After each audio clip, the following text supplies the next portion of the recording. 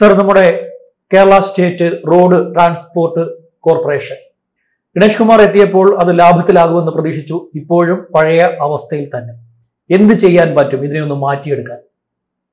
Ganesh Kumar എത്തിയതുകൊണ്ട് KSRTC ലാഭമാവുമെന്ന് വിചാരിക്കാൻ പറ്റത്തില്ല.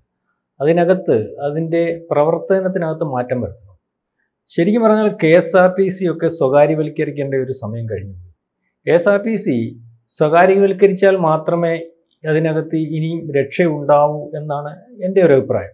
കാരണം KSRTCക്ക് അതിൻ്റെ ആസ്തികൾ പരിശോധിക്കുമ്പോൾ ആസ്തികളൊക്കെ ഓരോരുത്തർക്ക് പ്ലഡ്ജ് ചെയ്ത് അനാവശ്യമായ ചില കെട്ടിടങ്ങളും വരുമാനമില്ലാത്ത സംവിധാനങ്ങളും ഒക്കെ ആക്കി വെച്ചിട്ടുണ്ട്.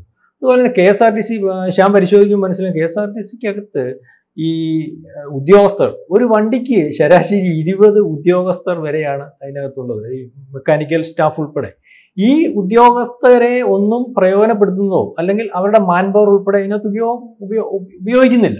ഇത് കാലാകാലങ്ങളിൽ രാഷ്ട്രീയ പാർട്ടികൾ ഓരോരുത്തരും അവരുടെ സ്വാധീനത്തിന് വഴങ്ങി അവരുടെ ആൾക്കാരെയൊക്കെ കയറ്റി വെച്ച് നശിപ്പിച്ച ഒരു പ്രസ്ഥാനമാണ്.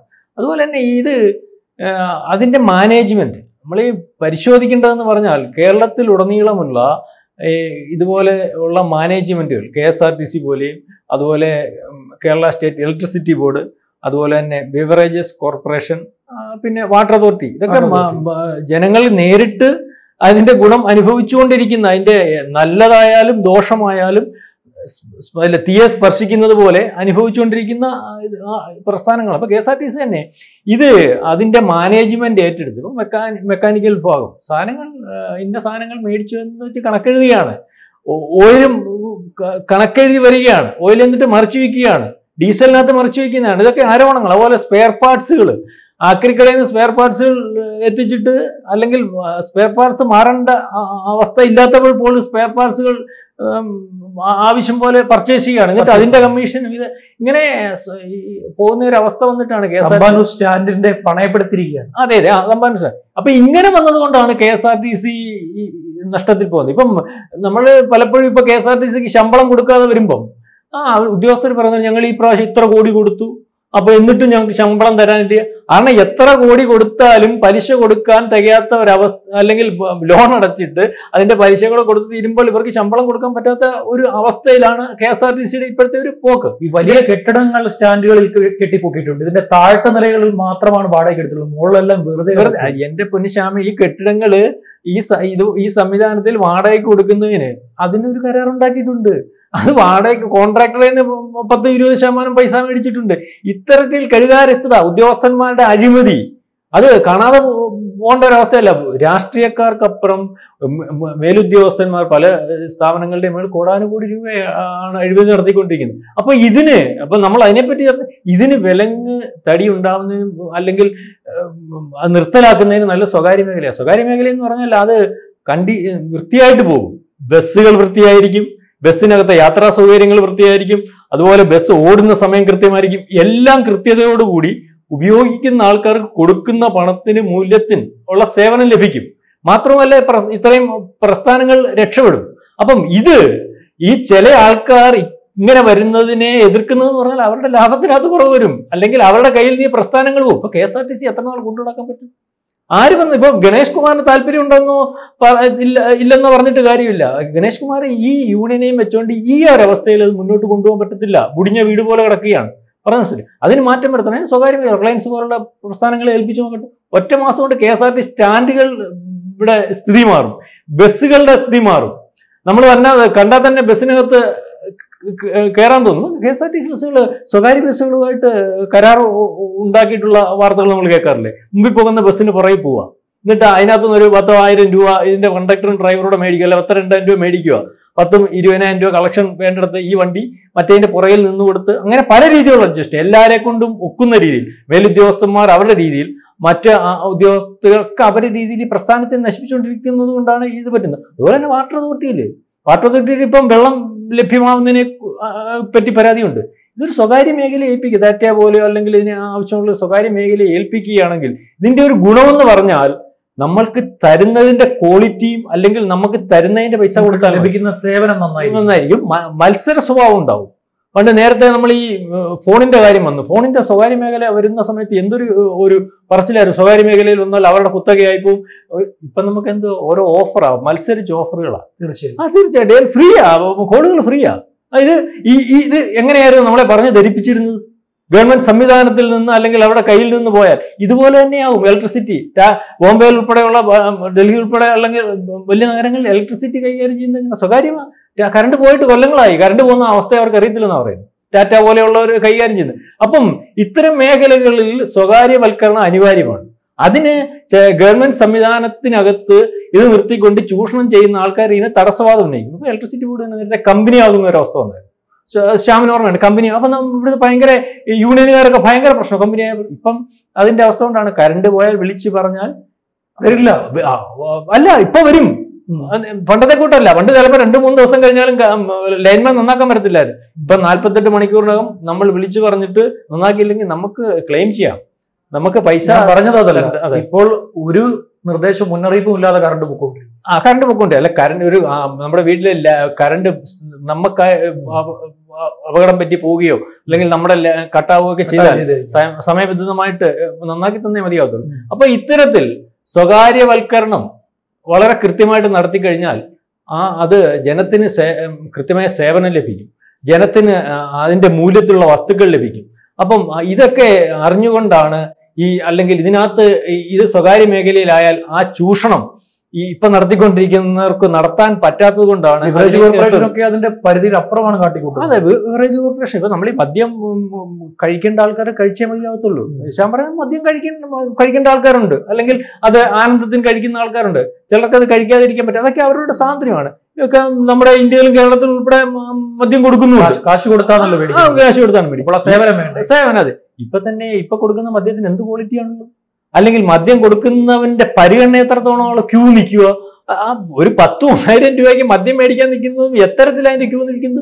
ഇത് സ്വകാര്യ മേഖലയെ ഏൽപ്പിച്ചാൽ ഓരോ കമ്പനിക്കാരും അവർക്ക് ഏറ്റവും ഗുണമേന്മയുള്ള മദ്യം അത് വാങ്ങിക്കാൻ വരുന്നവന് അതിന്റെ ഓൺലൈൻ സേവനം വരെ നടക്കും. അതുപോലെ വാങ്ങിക്കാൻ വരുന്നവനെ അവന്റെ ക്വാളിറ്റിയിൽ അവനെ ബിഹേവ് ചെയ്യും. അപ്പം അത് സ്വകാര്യ മേഖലയാക്കുന്നുണ്ടെന്ന് വേണം. നല്ല മദ്യം കിട്ടും. അത് വരുന്നവന് അതിന്റെ ഒരു റോയൽറ്റി കിട്ടും. നല്ല ഹോട്ടലുകൾ, ഓരോ സ്റ്റാർ ഹോട്ടലുകൾ കാത്തു വെച്ചാലും അതിന്റെ പൈസ കൊടുക്കുന്നതിനനുസരിച്ച് നമ്മളവിടെ ബിഹേവ് ചെയ്യുന്ന കണ്ടില്ലേ. അതുപോലെ ഇത്തരത്തിൽ ജനങ്ങൾക്ക് നല്ല സേവനങ്ങൾ ലഭിക്കുന്ന ഒരവസ്ഥയിലേക്ക് സ്വകാര്യ വരുന്നതിനകത്ത് ഗൾഫ് രാജ്യങ്ങൾ പരിശോധിക്കുമ്പോൾ എന്ത് സ്വകാര്യ മേഖലയെ മൊത്തം. നമ്മൾ ഇവിടുന്ന് ഗൾഫിലൊക്കെ ആൾക്കാർ പോയിട്ട് വന്നിട്ട് ശ്യാമിനറിയത് അയ്യോ എന്തോ ഇത്, ഞാൻ ഗൾഫിൽ പോയപ്പോ ഇവിടെ എങ്ങനെയാണ് അവിടെ എല്ലാം സ്വകാര്യ മേഖലയാണ്. ഈ ഗൾഫിൽ പോയിട്ട് വന്ന ആൾ അവിടെ മുന്തിയ സൗകര്യം ഉണ്ടെന്ന് പറയുന്ന ആൾ പോലും ഇവിടെ വരുമ്പോൾ സ്വകാര്യ മേഖലയ്ക്ക് ഏൽപ്പിക്കുന്ന തൊട്ട് അതിനെതിരെ പറയുകയാണ്. പറഞ്ഞു വെച്ചതാണ് ഈ സ്വകാര്യ മേഖല എന്തോ വലിയ അപകടമാണ് വരുത്തിവെക്കുന്നത്, കുത്തകയാണ്, ചൂഷണമാണെന്നൊക്കെ. പക്ഷെ ശരിക്കും നല്ല സേവനം ലഭിക്കണമെങ്കിൽ ഇതൊക്കെ വിട്ടുകൊടുക്കുന്നതാണല്ലോ. സാർ പറഞ്ഞ പോലെ തന്നെ ഈ KSRTC ഒക്കെ ഇനി എത്ര കാലം ഉണ്ടാകും? KSRTC ഇപ്പൊ പോകുന്ന പോക്കിൽ ഒരു മാസം എങ്കിലും അല്ലെങ്കിൽ ഒരു മാസം ഗവൺമെന്റ് സഹായിക്കാത്ത ഒരു അവസ്ഥയിൽ പോയാൽ പിറ്റേ മാസം KSRTC ഇല്ല. അല്ലെങ്കിൽ പണമില്ലാതെ 4-5 മാസത്തെ ശമ്പളമില്ലാതെ ഓടിക്കാൻ പ്രാപ്തരായിരിക്കുന്ന ഡ്രൈവർമാരും കണ്ടക്ടർമാരും ഒക്കെ ഉള്ളത് കൊണ്ടാണ്. അതുപോലെ ഡീസൽ അടിക്കുന്ന സംവിധാനത്തിനകത്ത് പൈസ അടയ്ക്കാനുള്ള ഡീസൽ കിട്ടില്ല. അതായത് നിന്ന അവസ്ഥയിലാണ് KSRTC മാറുന്നത്. ഇപ്പൊ വേറൊരു കാര്യം ഗവൺമെന്റ് ചെയ്തിട്ടുണ്ട് കേട്ടോ. നമ്മൾ ഈ പിണറായി ഗവൺമെന്റിനെ പറയുമ്പോൾ പിണറായി രാജ്യത്തിന്റെ പുരോഗതിയിലൂന്നി കാര്യങ്ങൾ കൈകാര്യം ചെയ്യുന്ന ഒരു മുഖ്യമന്ത്രിയാണെന്ന് പറയാതിരിക്കാൻ നിവൃത്തിയില്ല. പല ആക്ഷേപങ്ങളും മാധ്യമങ്ങളൊക്കെ സൃഷ്ടിക്കുമ്പോഴും ഈ വികസനത്തിന്റെ കാര്യത്തിൽ പിണറായി ഇപ്പൊ തന്നെ സ്വിഫ്റ്റിന്റെ സംവിധാനം നമ്മൾ ഈ പറഞ്ഞ സംവിധാനം തന്നെയാണ്. വൈകിട്ട് ഉള്ള പൈസ ജോലി ചെയ്യുന്ന കൂലി കൊടുക്കും. വണ്ടി വൃത്തിയായിട്ട് സൂക്ഷിക്കണം. നമുക്ക് ഈ നഗരത്തിൽ കാണാൻ സാധിക്കും. അതെ, KSRTC ബസ്സുകളും സ്വിഫ്റ്റ് ബസ്സുകളും തമ്മിലുള്ള വ്യത്യാസം സ്വിഫ്റ്റ് എല്ലാ ദിവസവും ഒരു കഴിയും. കഴുകിയേ മതിയാവും. അതുപോലെ വണ്ടിക്ക് അപകടം പറ്റിയാൽ അത് ഓടിക്കുന്ന ആൾക്ക് അതിന്റെ ഉത്തരവാദിത്വമുണ്ട്. അതുപോലെ തന്നെ വണ്ടി സമയബന്ധിതമായിട്ട് എത്തിച്ചേരണം. എല്ലാത്തിനകത്തും അതിന്റെ ചിട്ടയുണ്ട്. എന്നിട്ട് ആ വണ്ടി കൃത്യമായിട്ട് കൊണ്ടുപോകുന്നില്ല. ഇത് എന്തെങ്കിലും ഒരു ചെറിയ വിഷയം വന്നാൽ കൊടിയെടുത്ത് പിടിച്ചുകൊണ്ട് എല്ലാ രാഷ്ട്രീയ പാർട്ടികളും ഇറങ്ങിത്തിരിക്കുന്ന KSRTCയുടെ അതേ സ്ഥാനത്ത് തന്നെയാണ് ഏറ്റവും മുന്തിയ സംവിധാനത്തിൽ ആൾക്കാരെ ആകർഷിക്കുന്ന രീതിയിൽ വൈകിട്ട് ശമ്പളം മേടിച്ചുകൊണ്ട് പോയി ചിട്ടയായ ആ നിയമങ്ങൾ പാലിച്ചുകൊണ്ട് കൊണ്ടുപോകുന്നതിനും ആളുള്ള ഒരവസ്ഥ. പറഞ്ഞ മനസ്സിലില്ലേ? സ്വിഫ്റ്റിന്റെ സംവിധാനത്തിൽ പോയാൽ എന്താ കുഴപ്പം? നാളെ കാലത്തെ ഒരു കണ്ടക്ടറും ഡ്രൈവറും ജോലി വേണ്ടാന്ന് വെച്ച് പോയി കഴിഞ്ഞാൽ അയാൾ അന്ന് വരെയുള്ള ബാധ്യതയുള്ളൂ. അതിനുശേഷമുള്ള ബാധ്യത KSRTCയുടെ ഏറ്റവും വലിയ ബാധ്യത ഈ പെൻഷനാണ്. അതെ, പെൻഷനാണ്. അപ്പം ഇത് പഠിച്ച് അതുപോലെ തന്നെ ശ്യാമിന് അറിയാമല്ലോ. നമ്മൾ പണ്ട് ഈ പാസ്പോർട്ട് എടുക്കുന്ന സംവിധാനം. നമ്മളുടെ നഗരങ്ങളിലുടനീളം പാസ്പോർട്ട് എടുക്കുന്ന എയർ ട്രാവൽസുകൾ ഉണ്ടായിരുന്നു. ഇപ്പൊ പാസ്പോർട്ട് ടാറ്റ ഏൽപ്പിച്ചു. അന്ന് ടാറ്റ ഏൽപ്പിക്കുന്ന ഒരു അവസ്ഥ വന്നപ്പോൾ ഇവിടുത്തെ രാഷ്ട്രീയക്കാരും അല്ലെങ്കിൽ രാഷ്ട്രീയ പാർട്ടിക്കാരും യൂണിയനുകളും ഒക്കെ എന്താ പറഞ്ഞു, പാസ്പോർട്ട് സ്വകാര്യ മേഖലയിൽ ഇനിയും സാധാരണക്കാരന് പാസ്പോർട്ട് എടുക്കും. 3 ദിവസം കൊണ്ട് പാസ്പോർട്ട് കിട്ടും. പാസ്പോർട്ടിന് എവിടെയും നിൽക്കേണ്ട കാര്യമില്ല. ഇതിനെതിരെ നടന്നൊരു സമരമാണ് സെക്രട്ടേറിയറ്റിന് മുമ്പിൽ വന്ന്, സെക്രട്ടേറിയറ്റിന്റെ അല്ല ഹെഡ് പോസ്റ്റ് ഓഫീസിന്റെ മുന്നിൽ ഉരുണ്ടു. അതെ. അപ്പം ഈ തെറ്റിദ്ധാരണജനകമായ സംവിധാനങ്ങൾ അത് ചിലരുടെ താല്പര്യങ്ങൾ സംരക്ഷിക്കുന്നതിന് വേണ്ടിയാണ്. സ്വകാര്യ മേഖലയിൽ വരുന്നത് കൊണ്ട് അല്ലെങ്കിൽ സ്വകാര്യ മേഖലയിൽ അതിന്റെ നിബന്ധന അനുസരിച്ച് ഒരു ഗവൺമെന്റ് ഏൽപ്പിക്കുന്നതുകൊണ്ട്, ഏൽപ്പിക്കുന്നതിനകത്ത് അല്ല, ഗവൺമെന്റ് ഏൽപ്പിക്കുന്ന ആൾക്ക് ഇന്ന നിബന്ധനകൾ വെക്കണം, ഇന്ന സാധനം കൊടുക്കണം, ഇന്ന ക്വാളിറ്റിയിൽ കൊടുക്കണം, ഇന്ന സേവനങ്ങൾ കൊടുക്കണം. ഇതെല്ലാം പാലിക്കാതെ വരികയാണെങ്കിൽ നിങ്ങളെ അതിനകത്തുനിന്നും കരാറിനകത്തുനിന്ന് മാറ്റി നിർത്തുന്ന രീതിയിൽ ആകുമ്പം സംവിധാനങ്ങൾ കൊടുക്കാൻ തയ്യാറായ കമ്പനികൾ വരും. അങ്ങനെ ലോട്ടറി അതുപോലെ ലോട്ടറി നമ്മുടെ കൃത്യമായ ചൂഷണമല്ലേ നടന്നുകൊണ്ടിരിക്കുന്നത്. ചൂഷണം എന്ന് പറഞ്ഞാൽ ഭീകരം. ഇപ്പൊ ശ്യാം വിചാരിക്കുന്നില്ല, ലോട്ടറി മദ്യവും മയക്കുമരുന്നും പോലെ ഒരു മാഫി അല്ലെങ്കിൽ നമുക്ക് അഡിക്ഷനായിട്ട് മാറിയിരിക്കുകയാണ്. ലോട്ടറി നിങ്ങൾ എടുക്കാത്തതുകൊണ്ട് അല്ലെ, ഞാൻ എടുക്കാത്തതുകൊണ്ട് ലോട്ടറി കണ്ട ഉടനെ എടുക്കേണ്ടി വരും. എത്ര രൂപ ഉണ്ടെങ്കിലും എടുക്കും. ഇപ്പൊ 1000 രൂപ വരുന്ന 1000 രൂപയുടെ ലോട്ടറി എടുക്കും. ഇതൊരു ക്രൈസ് ആവും. അപ്പൊ ഏത് പ്രവൃത്തി ചൂതുകളി പോലെ ക്രൈസ് ആവും. അപ്പൊ ആ ഒരു അവസ്ഥയിലേക്ക് വന്നുകൊണ്ടിരിക്കുകയാണ്. അപ്പം അതും നമുക്ക് മാറ്റം വരുത്താൻ ഈ ക്രൈസ് ഉള്ള സമയത്ത് തന്നെ ഇപ്പൊ തന്നെ ബോബി ചെമ്മണ്ണൂര് ഒരു ലോട്ടറി നടത്തുന്നുണ്ട്. എന്തോന്നറിയാം, ബോച്ചേറ്റി എന്ന് പറഞ്ഞുകൊണ്ടാണ്. ഒരു 40 രൂപയുടെ ഒരു ലോട്ടറി അല്ലെങ്കിൽ ഒരു കൂപ്പൺ എടുത്താൽ 40 രൂപയുടെ തേയില കിട്ടും. ആ തേയിലയുടെ കൂടെ ഒരു കൂപ്പണാണ് കിട്ടുന്നത്. അപ്പൊ ആ കൂപ്പൺ നിറക്കെടുക്കുന്ന ഡെയിലി എനിക്ക് തോന്നുന്നു 10 ലക്ഷം രൂപ ചെറിയ ചെറിയ സമ്മാനങ്ങൾ, 25 കോടി രൂപ ഫസ്റ്റ് പ്രൈസ്. അപ്പം നിങ്ങൾക്ക് ആ പൈസ കൊടുക്കുന്നതിന്റെ മൂല്യം കിട്ടുകയും അയാൾക്ക് അതിൽ നിന്നുള്ള ലാഭത്തിൽ നിന്ന് ഒരു വിഹിതം രണ്ടുപേർക്കും ഒരുപോലെ ഗുണമാണ്. അയാൾക്ക് ബിസിനസ് കൂടുകയും ചെയ്യും, ഈ എടുക്കുന്നവന് അതിനകത്തുനിന്ന് ഭാഗ്യം ഉണ്ടെങ്കിൽ പ്രൈസ് കിട്ടും. അതേ രീതിയിൽ കേരള ഗവൺമെന്റ് സംവിധാനങ്ങൾ ഉണ്ടാക്കണം. അല്ലെങ്കിൽ ഗവൺമെന്റ് സംവിധാനത്തിലുള്ള ഏതെങ്കിലുമൊക്കെ കാര്യങ്ങൾ ജനം മേടിക്കുമ്പോൾ അതിനൊരു കൂപ്പൺ കൊടുക്കണം. ഇത് വാങ്ങുന്നവനും കാര്യമായ ലാഭം കിട്ടുന്നില്ല, വിൽക്കുന്നവനും കാര്യമായ ലാഭം കിട്ടും. അതാണ് ഈ ലോട്ടറി സർവീസ്. അപ്പൊ ലോട്ടറി കൊണ്ട് നമ്മൾ ഈ പറയുമ്പോഴും പല സാധാരണക്കാരും ജീവിക്കുന്നു എന്ന് പറയുമ്പോഴും ഇത് ഒരു മദ്യപാനം പോലെ സാധാരണക്കാരനെ ചൂഷണം ചെയ്യുന്ന, അല്ല സാധാരണക്കാരന്റെ വീട്ടിൽ സംവിധാനങ്ങൾ ഇല്ലാതാക്കുന്ന, അല്ലെങ്കിൽ കുഞ്ഞുങ്ങൾക്ക് ഭക്ഷണം കഴിക്കാനെല്ലാം മാർഗമില്ലാതാക്കുന്ന ഒരവസ്ഥയിലേക്ക് ചൂഷണത്തിന് വിധേയമാണ്. സാധാരണക്കാരനാണ് ലോട്ടറി എടുക്കുന്നത്. നിങ്ങൾ വലിയ പൈസ ഉള്ള ആൾക്കാരും വലിയ ബിസിനസ്സുകാരും ഒന്നും വന്ന് ലോട്ടറി എടുക്കുന്നത് കൂലിപ്പണിക്കാരനാണ് ഏറ്റവും കൂടുതൽ ലോട്ടറി എടുക്കുന്നത്, അല്ലെങ്കിൽ ഇടത്തരക്കാരനാണ്. അല്ലാത്ത ഏതെങ്കിലും ഒരാൾ ലോട്ടറി കടയിൽ വന്ന് ലോട്ടറി എടുത്തുകൊണ്ട് പോകുന്ന ഒരു സംവിധാനം ശ്യാമിനും എനിക്കോ കാണാൻ പറ്റും. അവർക്ക് അതിന്റെ കാര്യമില്ല, കാരണം അവരത് ശ്രദ്ധിക്കാറ് പോലും ഇല്ല. അവരുടെ മൈൻഡിലുള്ള ബിസിനസ് ലോട്ടറിയും കൊണ്ട് പൈസ കിട്ടി ഉണ്ടാകുന്ന ബിസിനസ്സോ അല്ലെങ്കിൽ അതിൽ നിന്നുള്ള ഉയർച്ചയോ താഴ്ചയോ ഒന്നുമില്ല. മറ്റേ സ്വപ്ന ലോകത്ത് ജീവിക്കുന്ന സാധാരണക്കാരായിട്ടുള്ള എനിക്ക് നാളെ ലോട്ടറി അടിച്ചാൽ എനിക്ക് ഇന്നതൊക്കെ ചെയ്യാൻ സാധിക്കും, മറ്റെന്തെങ്കിലും ഒരു ബിസിനസ് ഒക്കെ ചെയ്യാൻ സാധിക്കാത്ത ഒരു മാനസികാവസ്ഥ, അല്ലെങ്കിൽ അതിന് കെൽപ്പില്ല എന്ന് സ്വയം തോന്നിക്കുന്ന മനുഷ്യർ, അവരാണ് ലോട്ടറി എടുക്കുന്നത്. അപ്പൊ അവർ സാധാരണക്കാരാണ്. അത്തരത്തിൽ സാധാരണക്കാരനെ ചൂഷണം ചെയ്താണ്. അത് സാധാരണക്കാരന്റെ ഉന്നമനത്തിന് വേണ്ടി പ്രവർത്തിക്കേണ്ട ഒരു ഗവൺമെന്റ്, ആ സംവിധാനങ്ങളെല്ലാം അങ്ങനെയാണല്ലോ. ഗവൺമെന്റ് എന്ന് പറഞ്ഞാൽ ജനങ്ങളുടെ അല്ലെങ്കിൽ ഏറ്റവും അടിത്തട്ടിലുള്ള ജനങ്ങളുടെ ഉന്നമനം, അവന്റെ ഭക്ഷണം, അവന്റെ പാർപ്പിടം, അവന്റെ വസ്ത്രം, അവന്റെ വിദ്യാഭ്യാസം, അവനെ ചൂഷണത്തിൽ നിന്ന് മുക്തമാക്കാൻ വേണ്ടിയാണല്ലോ ഗവൺമെന്റ് സംവിധാനങ്ങൾ പ്രധാനമായിട്ടുണ്ട്. ഇതിപ്പോ അവനെ ചൂഷണം ചെയ്ത് ഒരു ഗവൺമെന്റ് മുന്നോട്ട് പോവുകയും അല്ലെങ്കിൽ രാജ്യത്തിന്റെ പുരോഗതിക്ക് വേണ്ടി അത് ഉപയോഗിക്കും എന്നൊക്കെ പറയുമ്പോൾ അത് എത്ര വിരോധാഭാസമാണ്. അപ്പൊ അതൊക്കെ തിരിച്ചറിയേണ്ട ഒരു അവസ്ഥയുണ്ട്. അവസാനത്തെ ചോദ്യം ഞാൻ വീണ്ടും തുടക്കത്തിലേക്ക് തന്നെ തിരിച്ചു കൊണ്ടുപോവുകയാണ്. ഇങ്ങനെ പോയാൽ ഏറ്റവും അവസാനം ഈ KB ഗണേഷ് കുമാർ തന്നെ സർക്കാരിനോട് ആവശ്യപ്പെടുമോ ഇതൊരു സ്വകാര്യ മേഖല ആക്കിയാൽ എന്താണ് KSRTC? അല്ല, KB ഗണേഷ് കുമാറിന്റെ മനസ്സിൽ ആ ആശയം ഇല്ലാഞ്ഞിട്ടൊന്നുമല്ല. KB ഗണേഷ് കുമാർ അത് പരസ്യമായിട്ട് പറഞ്ഞില്ലെങ്കിൽ പോലും എൻ്റെ ഒരു ഇതനുസരിച്ച് ഗണേഷ് കുമാർ നമ്മൾ ഈ പറയുന്ന കണക്ക് കാര്യങ്ങൾ വൃത്തിയായിട്ട് നടന്നു പോകണം, അതിനകത്ത് നിന്ന് ശകലം ഇമേജും ഒക്കെ ബിൽഡപ്പ് ചെയ്യണമെന്ന് വിചാരിക്കുന്ന ഒരു മന്ത്രിയും വൃത്തിയായിട്ട് കാര്യങ്ങൾ നടന്നു പോകണമെന്ന് വിചാരിക്കുന്ന ഒരു മന്ത്രിയും ഒക്കെയാണ്. അതുകൊണ്ടാണ് ഗണേഷ് കുമാറിനെ നേരത്തെ ചില കാര്യങ്ങൾ ചെയ്തുകൊണ്ടാണ് ഗണേഷ് കുമാറിന് ഈ പൊതുജനത്തിനിടയ്ക്ക് ഒരു പ്രതീക്ഷ വയ്ക്കുന്നത്.